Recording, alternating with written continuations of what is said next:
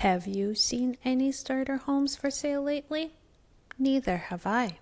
Hello, and welcome to the Who Killed the Starter Home podcast. My name is Marina Rubina. I'm an architect and developer in New Jersey, working to bring starter homes back from the brink of extinction. On this podcast, we usually focus on housing policy, but we're taking some time to host special conversations with the candidates running for New Jersey's 12th Congressional District. While our listeners outside of New Jersey may not care about this specific election, they may be fascinated to hear that we have 17 courageous people putting themselves in the spotlight and offering their vision and ideas for the future of their country. Housing issues are inevitably coming up, so we aren't staying too far off topic. Our guest today is Sue Altman. In this episode, we discuss the fundamental question: in a moment of deep uncertainty, can the Democratic Party move from their reactive defense to a proactive vision that genuinely changes lives? We touch on reimagining transit as a catalyst of economic independence and how cleaning up underutilized industrial sites could help our housing crisis. I learned about Sue's skepticism of big tech and especially its role in the classroom. We touched on the collision between democracy and the economic interests of the political donor class. Sue is proposing that to lead, the party must have the courage to challenge inaction and provide the people with the tangible reasons to believe in the future. Please note that the views expressed by the candidate are her own and do not necessarily reflect the opinions of this podcast. Given the nature of these long-form interviews, we cannot independently verify every claim made during this conversation. We encourage listeners to research the candidates and issues as we approach the primary. We would like to hear what you think about this conversation, or if you have any ideas for how to bring the starter homes back from the brink of extinction, send us a note at starterhomepodcast@gmail.com. Thank you so much for joining us on the podcast today. I am so glad we're here. I'm also very fascinated that we have a race that is, as of this moment, I think is still 17 people running.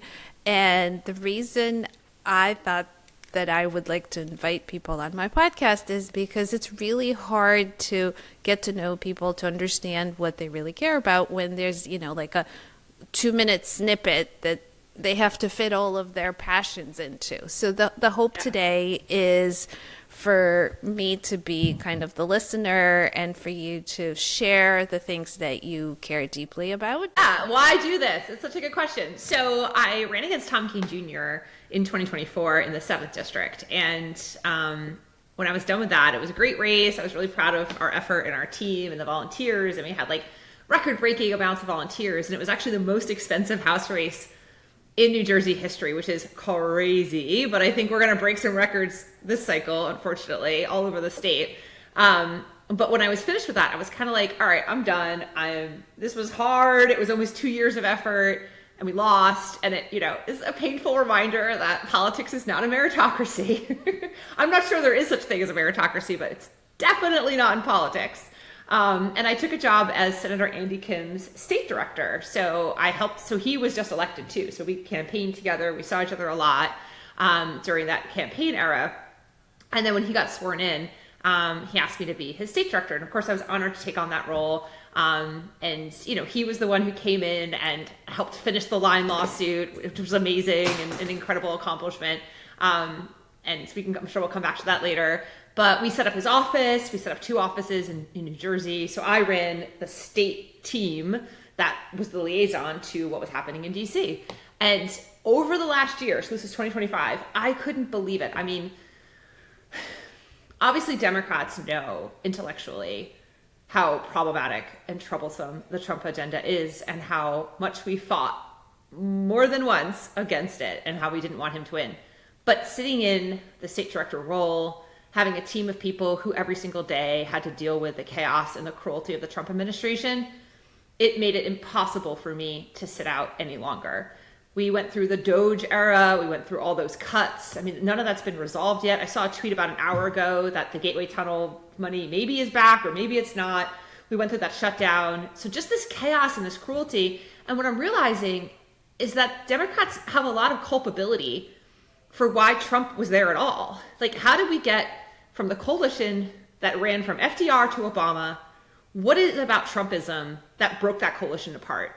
And what is it about the Democratic Party that we need to look at ourselves and say, all right, guys, we have got to deliver for people. We cannot just keep having these like esoteric conversations about big picture issues. Those are important. There's a place for that. But ultimately, we have to make sure people believe in government again, and we have to deliver for people. And so seeing that over the past year, I had moved to Bridgewater by that point in time. Congresswoman Watson Coleman retired. And over the holidays, I thought, you know what? I've got to jump in this race. There's an opportunity here to really make sure that Democrats are at the table, who understand how to organize, build coalitions, and understand absolutely how important it is to deliver for people. First question is that I listened to an interview with Bonnie Watson Coleman where she talked about why she decided not to run again. And the quote that I thought was so interesting was that she said, "Congress is hard, period. We have more rules than opportunities to pass legislation." And she seemed so, I mean, it's hard to say, but in the video, she seemed very heartbroken and really, really sad how, in kind of looking, mentioned that she hopes that the next generation of leaders will be able to take this on.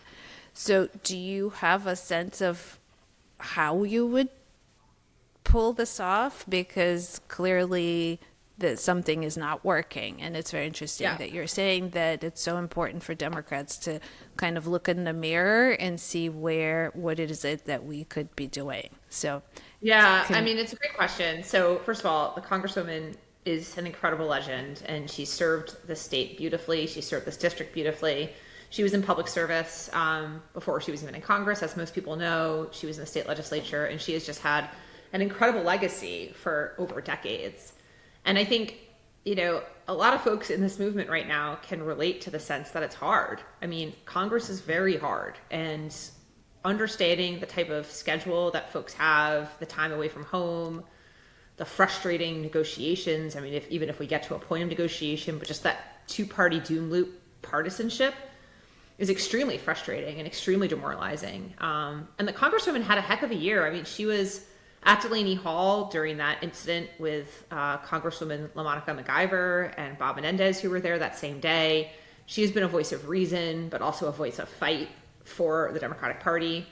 And so we're going to miss her a lot. And I'm not at all surprised. And I think it's actually like a real testament to her character that she's retiring, because some other folks stay on like really, really long. And the Congresswoman is, I think, really admirably stepping aside and signaling that she's comfortable with new leadership stepping in. So just like a moment to reflect on her legacy, and her contributions to New Jersey are significant. And the sacrifice she's made as a woman and a woman of color over decades is significant. So just always been in awe of her, and the times we've had a chance to work together, whether it was when I was running in the 7th or running New Jersey Working Families, or even as the state director, she just always has been an incredible leader, and we will miss her. So I don't know exactly the answer. I mean, what I'm hopeful for, and what I think this country needs, just as a fundamental, like bottom of the pyramid, is for Democrats to win these elections all over the country. So we need Democrats to take back the House, full stop. But where I think the conversation gets, where maybe it bifurcates, is I think the campaign industrial complex, if that's such a term, I don't know, we're using it now, I'm using it. And having run in the swing district, I could tell you all about that. But the campaign industrial complex would be quite happy to just continuously make everything a political battle, right? They're the enemy. No, they're the enemy. No, they're the enemy. And onward and onward to go. We raise money, and off to the races. So we need to win these races, and we need to take back the House. But that's not enough. And I think where I'm feeling there's a vacuum is in the set of ideas and the set of approaches that come next. And part of it will be holding powerful Democrats accountable. And it doesn't mean at first you come in guns blazing and you're a jerk, but it does mean you come in with a vision, you find other people who might be coming in with you or are new or maybe are like-minded. You find some friends, because politics is a team sport, and you go in with an agenda and a plan, and you say, hey, here's what I think we need in New Jersey, here's what we think we need in these set of states, and this is how Democrats regain credibility. And then we'll see how that goes. And then if that goes well, great, we have some momentum. And if it doesn't, you go back to the drawing board and you think about what tactics can move the needle. Is it recruiting more people? Is it putting pressure on leadership? Is it finding other validators, other stakeholders? Is it working with governors? Is it working with senators? Is it working with advocates and advocacy groups like Working Families Party and other groups like that? That is a question that will be a tactical one as the time comes to make those decisions. But from my standpoint, having a vision and having clarity of thought is the first step there. Love it. So perfect lead into, can you share some of the most important visionary ideas that you do have? Yeah, I mean, so first of all, there are things we need to do right now for people. Like, we are still riding on the same trains that our grandparents built. We are not educating our students and our young people at the levels even that I was educated at. So part of it is we need to make sure that we're like delivering on the fundamentals. In New Jersey, that means public transportation. In New Jersey, that means funding to make sure we're cleaning up environmental sites where we could then build housing or build parks and things. But we have like so many Superfund sites in New Jersey that's just a waste of land. And in a densely populated state, like that's a huge problem. And those are opportunities where we could build and make productive land use that are essentially like otherwise environmental wasteland. We need to fund public education fully and make sure people are able to come out of our school systems educated and ready to engage with today's world. That does not mean, by the way, we like flood them with technology. In fact, I think young people have to be educated in how to navigate technology, but maintain their empathy and maintain their humanity and maintain their ability to have interpersonal connections. And that's a tough balance to strike. And I just don't know if we're funding teacher salaries and schools at that level. And some of the schools we have in New Jersey and around the country are just like completely in deplorable shape, and that needs to change. So those are two like right away things, or three right away things. And then beyond that, like we need to completely reorient our immigration policies. We had a crisis this year in Minnesota with what ICE was doing, and we need to completely get rid of ICE, start fresh, but build out an entire humane and welcoming immigration system. Right now, our country doesn't have that. And that means funding the visa processes to be expedient, funding the asylum courts to move quickly, and changing our policies so that they're fair and welcoming to people. So that's immigration. Besides that, like our economy is really gerrymandered, to borrow a phrase from democracy, to orient towards the very, very wealthy and the biggest companies. So these giant tech companies are essentially tech companies, but also media companies, also data companies, and some of them are far too big. So we need to update our antitrust laws to make sure we are able to rein in these companies that now know more about us in the aggregate and as individuals than is probably safe or makes sense. We need to make sure our tax code is not just like unfairly rewarding. And I'm not talking about like upper middle class people. I'm talking about the billionaires who make more money than they could spend in 50 generations. Those people have a favorable tax code that manifests in all kinds of ways, in the ways investments are taxed, in the ways taxes are marginalized or not marginalized.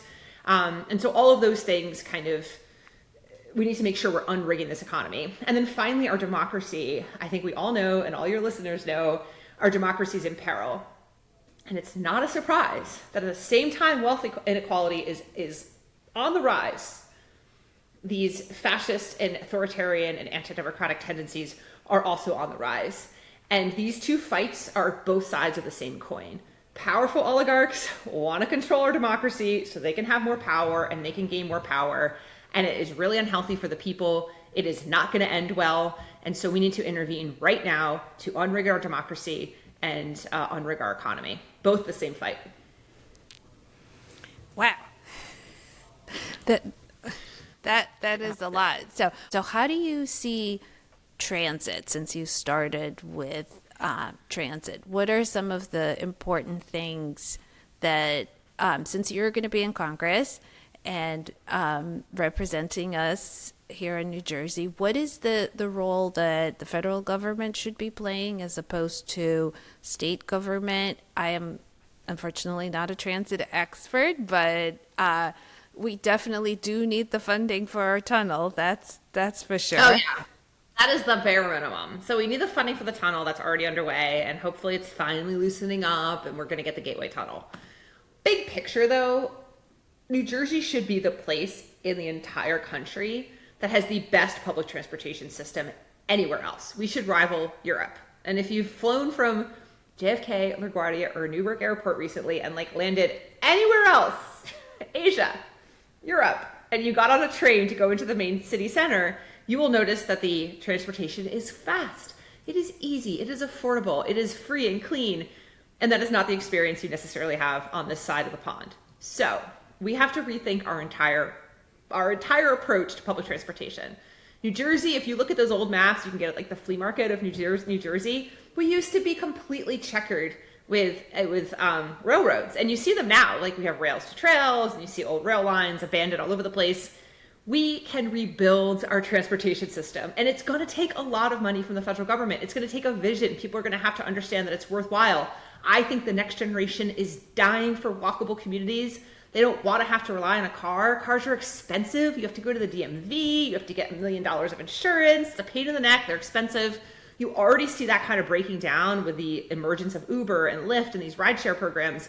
Younger people would rather live in a walkable community where they have access to public transportation and what they call 15-minute cities, which means when you live in one of these, you can get everything you need within 15 minutes. These resemble very traditional old-fashioned towns that you'd see on like the Norman Rockwell posters. We can do this again. There is absolutely no reason New Jersey can't be the ground zero for incredible transit-oriented development, because what that does is it increases housing, which I know, Marina, you work on that in Princeton. It increases housing, which gives everyone a chance to own a home or live in a place that they can afford, they can walk, but then you also retain the surrounding area and you retain natural habitat for wildlife and you retain open space, because those things are really important, as we've been learning, for people's mental health and for their ability to exercise and get out. So we can do both of those things. And New Jersey has a segregation problem. And so building diverse and walkable and high density communities helps to fix that problem. But we have to have a vision. And so what I'm really encouraged by is I know Governor Mikey Sherrill is a big public transportation person. I know her husband's a commuter from Montclair into the city. So they're big believers in public transportation. I know we have 2 senators right now who are big believers in public transportation. And my old boss, Andy Kim, is on the transportation committee. So we have the fundamentals here. But we also have to be able to stand up to New York. That's the other problem, is a lot of our public transportation relies on infrastructure that New York also controls. So you need people in the House, in the Senate, in the governor's mansions who are going to be able to deal with New York City and contend with New York City. Because the other thing about the Gateway Tunnel is that that's not enough. We actually also need additional track space in Penn Station, New York City. And that's going to take a negotiation with New York City to make sure that happens. Otherwise, these trains are going to get through and they're going to have nowhere to land on the other side. So this is the first part of the fight. There are other parts of the fight, but having that comprehensive vision to make New Jersey the national leader in public transportation is something that I think all of these people can get behind. And I know that people in the 12th really care about, and that's a bipartisan issue. The mayor of Dunellen has been advocating for a new train station for years because they don't have good handicap access. So this is a bipartisan issue, and I think we can do this in New Jersey. Yeah, I couldn't agree with you more. Having taken the train from New Jersey to California just recently, and wait, hold up. You took a train from New Jersey to California. Wait, okay. Yes. Can we ask? Can you just explain how that happened? Yes, absolutely. I can. Like? Yeah, so I have a child who is.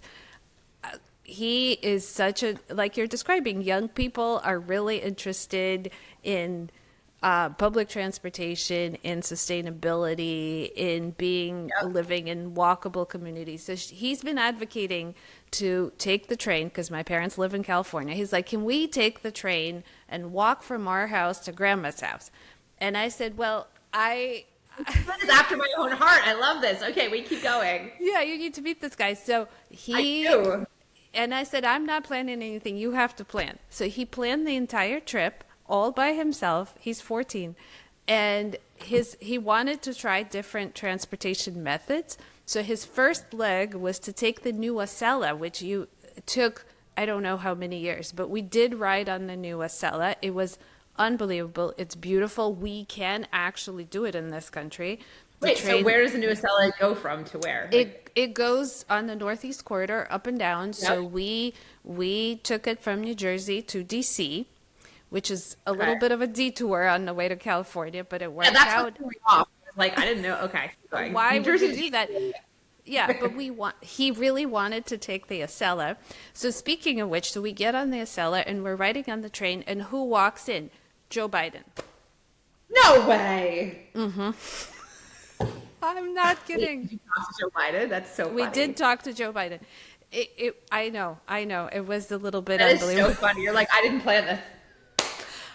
I'm like, Ethan, I think that's Joe Biden on your train trip to California. Oh my, and like the opening leg from here to DC. That's bananas. Oh my God, you saw the former president. That's so cool. Yeah. So, but to your point, it's so fascinating that, and I have, so here I am with this child who advocates for this, and we literally walked out of our house and, in 5 days, we walked into my parents' house without any cars at all. It was pure walking and public transportation, no planes. It was absolutely That's fascinating. amazing. The country is incredibly beautiful. Yeah. But what was really kind of depressing for me, and you touched on this, is that we, here in Princeton, we live in a blue city, in a blue state, and until recently in a country that was also blue. So the question is like, why couldn't we improve our public transportation? And what can we, Joe Biden clearly loves the trains. He was on one, right?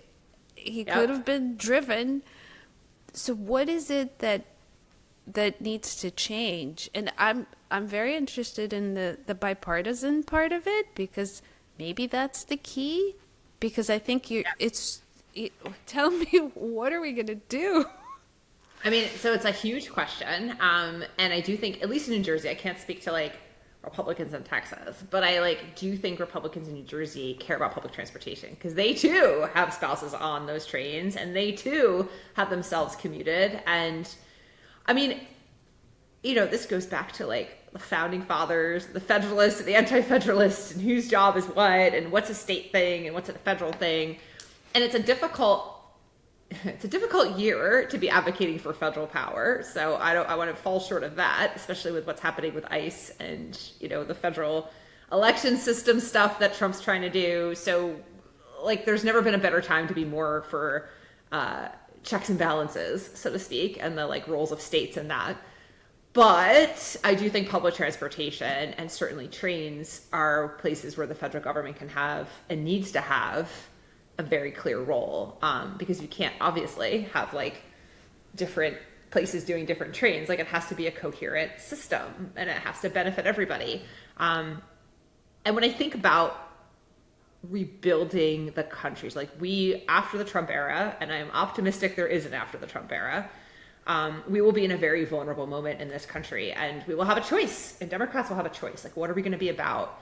And there's a lot of political science theory that says when you have a totalitarian or fascist light kind of government trying itself out and winning elections, when it loses, because it usually never just goes in a straight line, it wins and then it loses and maybe it wins again. You have this window of time where the opposition party, the pro-democracy party, can either deliver for people and remind people why democracy is good and pluralism is good, or they fail and that fascist government comes back and fills the vacuum. And I think public transportation is one of those things that A, has bipartisan appeal, B, is demonstrative. So it's sitting there. You can't deny it's a success if you can get it done. And C, kind of reinvigorates and reimagines what the country is capable of. A small example of this was in Pennsylvania. Do you remember last summer or whatever that was, where that bridge collapsed in Philadelphia? And the governor and the mayor, they were, and this is Pennsylvania, not New Jersey, so I'd love to like have us all take credit for it. But they were like, we need to get this section of Route 95 built back, because if we don't, our regional economy is in the tank, and it will be until it's like a main thoroughfare through Philadelphia. And so everything stopped, and they got that thing done in like a week. And to me, of all the things I've seen lately for what like reminds me Democrats can get things done, that is an exemplar. It's transportation. Now it's a highway, right? Which speaks to our infrastructure problems more writ large. But it was that we had a problem and we saw the solution and we got it solved in an efficient and normal amount of time. And so unless we're going to deliver for people, Democrats are not going to be able to win elections. So for me, public transportation, sorting that out, figuring it out, using bipartisan coalitions when necessary is the key to reminding people why the federal government exists. One of the keys. There are other ones too, but that's an important one. Yeah, well, I'm very inspired, and thank you for being a public transit advocate. It's yes, near and dear to my heart. Don't get me started on bike lanes, but we'll come back to that later. Well, let's talk about sort of what happens, and I really love your image of so what happens when you arrive at that train station, right? And then let's talk about the more local environment, and what is your vision for where should we build housing? What is the role of local government as opposed to federal government? And you touched upon this, and I don't know if this is too far of a difficult question, but again, another issue that this podcast is called Who Killed the Starter Home? I know. And it's really, I feel really strongly about allowing people an opportunity for home ownership. And it has definitely changed what a starter home is. But if now that we're in the public transportation, maybe if you could touch on what do you think about home ownership and Yeah. I mean, so I bought my first home at all when I was 40, so I'm 43, so it's not that long ago. So I was someone This is the national average, actually, I think now. Is it? I mean, I'm not surprised. I'm not alone among my friend group too. I mean, it's hard out there. And also people are mobile, when they're young in their 20s and 30s, they might not want to land on a place yet. So there's probably a host of reasons, but cost is probably the most prohibitive.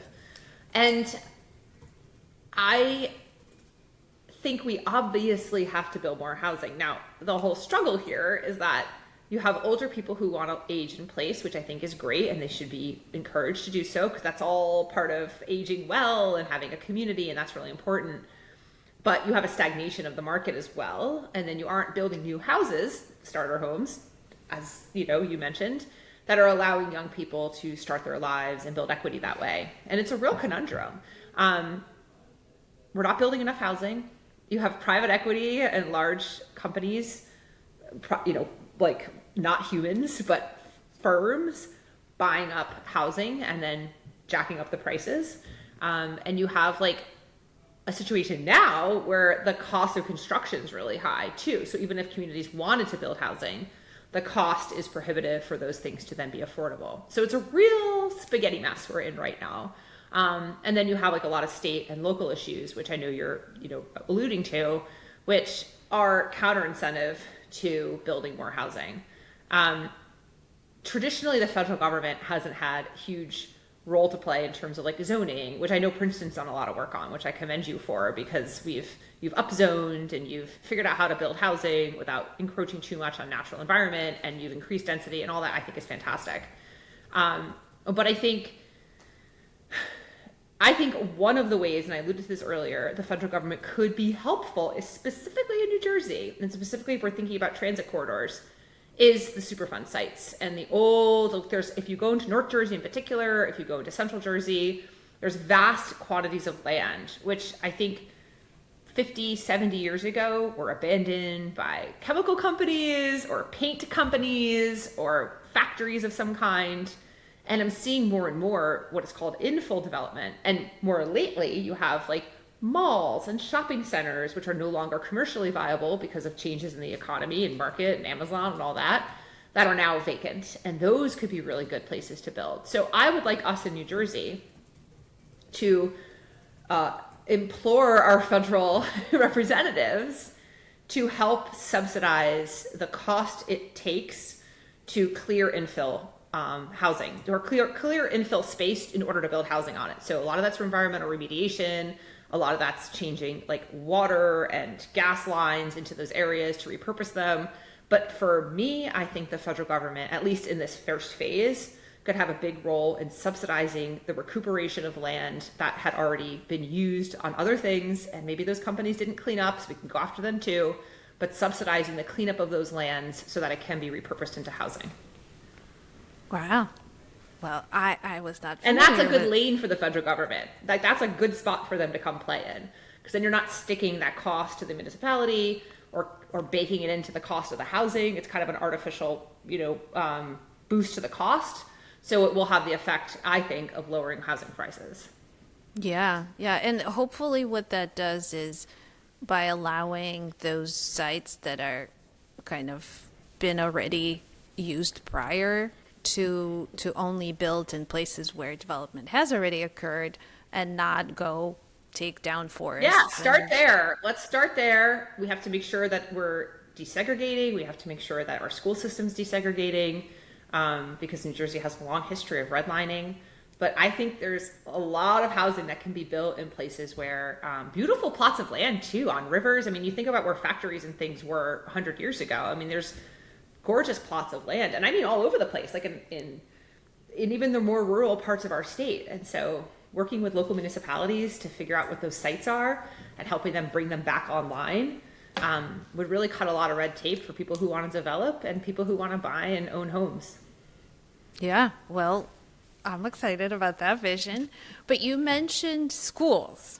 So any sort of, let's continue in more detail. So what are your thoughts about, again, what can we do for education? I have kids in schools at this point in time, so very important issue for me. In terms of, again, what is the local role? What is the role of federal government? And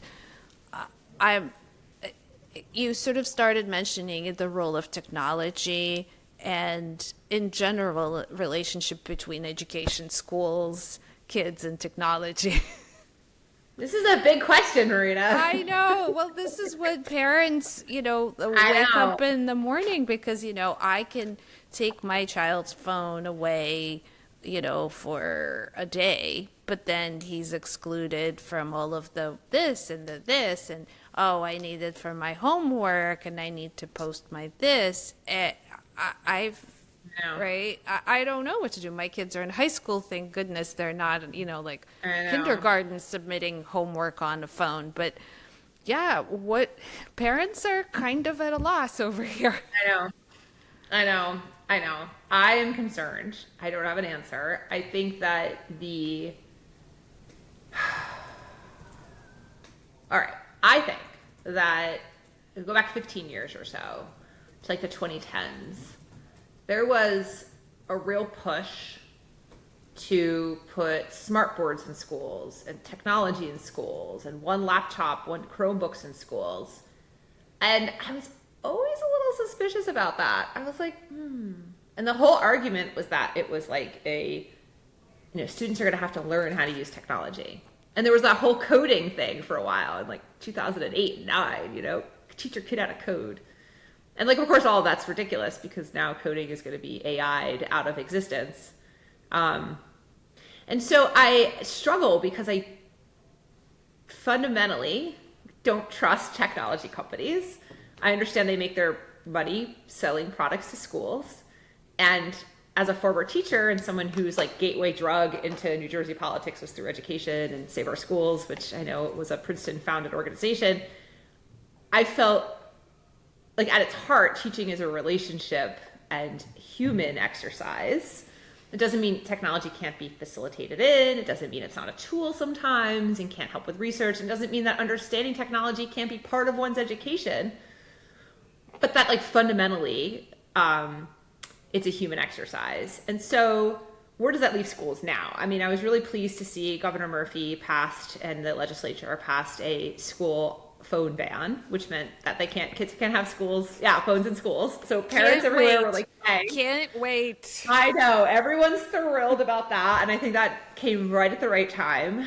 I'm intrigued. I don't know, Marina, if you've seen, but I think it's Australia that passed a social media ban for under 16s, which was fascinating because immediately when that happened, I was working in the Senate when that happened, there was, let's just say, a lot of chatter about how that kind of ban would be inappropriate for American kids. To which, again, just like my little spidey senses went up when it was Chromebook time and one-on-one laptop time, I thought, this sounds like a tech company propaganda because they're super concerned about this becoming the norm, right? Because, of course, they, not unlike smoking companies, like to hook you early and then you're hooked for life. So I don't know, maybe it's my resistance to power, maybe it's my skepticism of large companies and very rich people, techie people, I don't know, but I'm very, I would be intrigued to look at various laws that reel in the algorithms that kids and adults are exposed to every day. We have no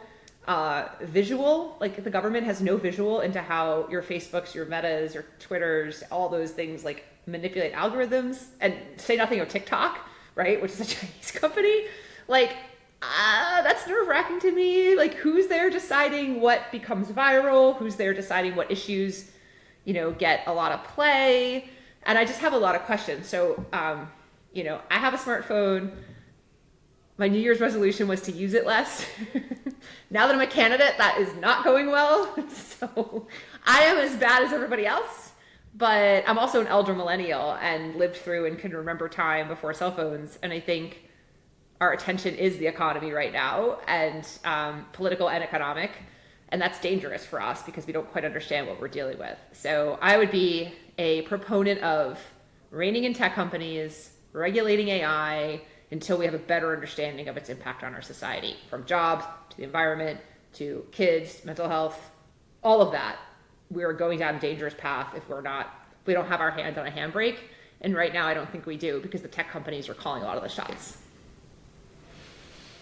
Yeah, I'm sure we can spend the next hour discussing that one. I know. So the answer is highly skeptical. Right.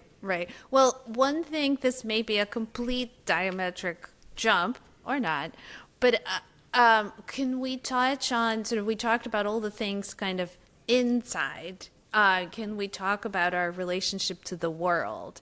I know you touched on immigration, very, very important. Everybody is definitely on top of everybody's mind. But what are your thoughts about relationship to the rest of the world that we should be having? And as our representative in Congress, you would be obviously interfacing with the rest of the world. Totally. I mean, I think sometimes in the immigration conversation it gets lost, and this doesn't answer your question, but I think maybe frames it a little bit, that a lot of the reason folks from South America and Central America are trying to come to the U.S. is in part because of some foreign policy decisions America made years ago, and those things kind of all having their own arc to them, and then, ending in some destabilizing situations in other countries. So I think we should be thoughtful about how American foreign policy ends up affecting the United States physically and geographically, because you have migrants coming from places that are unsafe, and we should be reflective about how our decisions ended up with some of those things happening. So what Trump has done to America's reputation on the world stage is almost unthinkable. And when you hear from world leaders and you hear like Mark Carney from Canada, Canada's prime minister gave that incredible, but like make you want to cry as an American speech at Davos about how the middle powers, he called it, were going to have to step up because you could no longer trust American hegemony. Like, that is a complete world shift from what I grew up with, what our parents grew up with, anything post World War II. And I don't think the United States has fully comprehended what it means to lose our place soft power, like defunding USAID and UN programs that helped America exercise soft power, to like decisions we're making about sanctioning like judges in international justice courts and using our like control of the financial system to do so. Like, I'm deeply uncomfortable with the way our very right-wing government is handling its relationship with the rest of the world. And, you know, the rest of the world isn't going to wait for us. Mark Carney made it clear that the middle powers, Canada and places in Europe, we're going to have to work together to move things forward, whether it's green energy or keeping its borders secure or watching out for the menace that Russia was in the Ukrainian on the Ukrainian border, or in Ukraine, the invasion of Ukraine, to like Trump's wanting to take over Greenland. Like, if we're not careful, we are going to be isolationist in the worst kind of way. There's always been a yin and the yang of isolationism, interventionism in our American history, right? Like, yes, we should go save these people who are, in duress. No, we should stay out of it and worry about our own shores. We've had these we're on our own continent, separated from Asia and separated from Europe by oceans. But in today's world, in today's economy, in today's democracy, and the way trends are global, like, we are not alone, and we cannot maintain a posture of isolationism, especially in this hostile way, which Trump has done. So, not to mention just embarrassing us every time he opens his mouth on the world stage and rambles on about who knows, I couldn't even tell you what he said. So I think that, God willing, we flip the House and the Republicans lose the next presidential election and we sort of bring back normalcy. I think it's a step in the right direction. But I think the whole world gave us one mulligan when we elected Trump once, but we did it twice. And now the rest of the world is like, okay, we can't trust America. We need to think about what the world looks like without American leadership, and we need to start to prepare for that. And that's a big loss of our power, and in the grand scheme of things, will damage this country. Hopefully not irreparably, but potentially. Yeah. It's a very interesting kind of world-shaking moment. So do you think that we can regain the trust of other people, or should we? I mean, we should, of course, because we cannot float off into outer space without the rest of the world. So yes, it's worth our time and it's worth our effort, but we have to be thoughtful of how we do it, and it's going to take time. Like, just like in our interpersonal relationships, like when people lose other people's trust, it just doesn't come back like that. And so we're just going to have to prove that we're a good neighbor and we're a good trade partner and we're a fair arbiter of things. And that the rules apply to us too.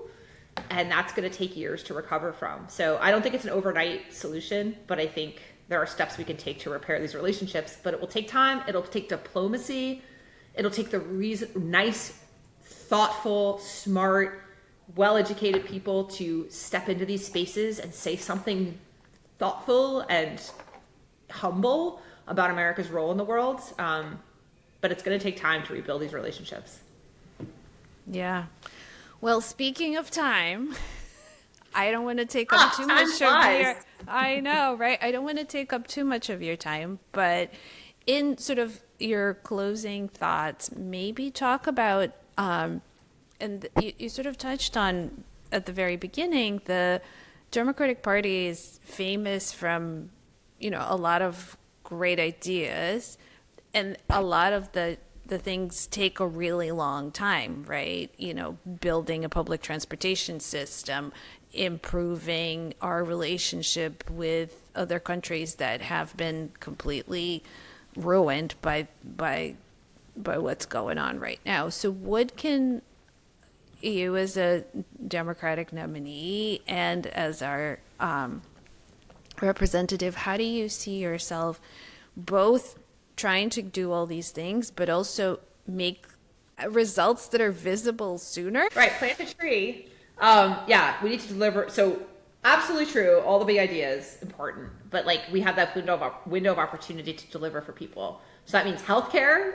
People are now paying more for healthcare, energy prices, lowering costs for people, making sure the economy is fair, raising the minimum wage, giving people the economic power that makes them feel like they are part of society in a meaningful way. That is I think a day one job.